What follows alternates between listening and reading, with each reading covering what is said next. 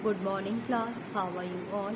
I hope you all are fine and safe. So class 8, today we are going to start your new topic including a style sheet to applying a border style. Today we are going to start chapter number 6 in a new topic applying a border, how to apply a border style and including a style sheet. So let's start this topic students.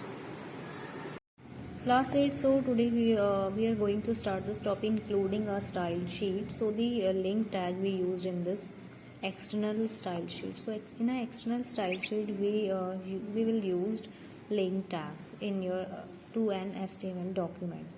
So the link tag is written inside the head section of the HTML document. So syntax to use link tag is as follows. Syntax is a link rel style sheet type text css href url or complete name of the style sheet.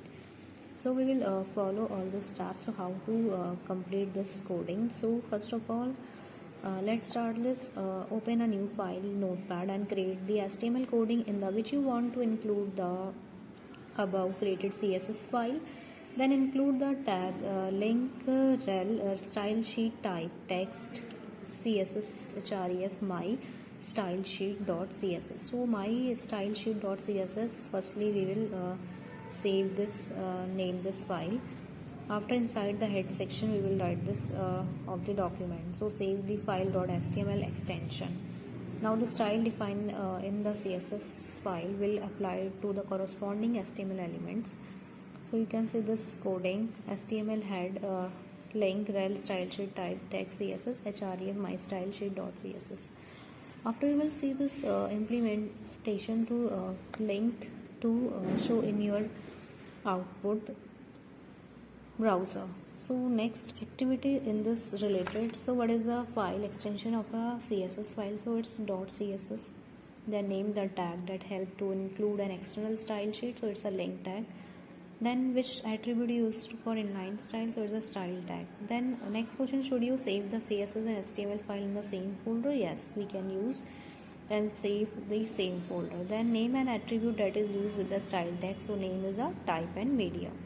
Next student, let's see using css property. So in this css property, basically color property and with the body headings h1 to h6 and p alignment, all are property relevant elements we use in the css property. So applying our text color. So the color property is used to set the text color of the html element. So specify the value with the color property. So we can type any of the predefined color names. So let's see example RGB, HEX, HSL, RGB. So all are related as SLA. So all are given a name of a colors. So you should try first of all, just practice text how to add a text color in your HTML language. So next topic has setting a background color. So how to set a background color. So the background color property is used to apply background color to an HTML element. So we can use this property with the body tag, headings, paragraphs and other HTML elements. So follow these steps. First of all, open a file in notepad and type the following HTML code in it and use the background color property for the body, h1p elements and specific colors name. So in this coding you can see HTML head, style, body, background color light blue, h1 background color light green, paragraph background color pink, then style, head, all our relevant elements are used in this setting of background colors. Next is setting the text alignment. So different types of elements are alignment used in this coding. So 4 types of alignment basically we use: left, right, center, justify.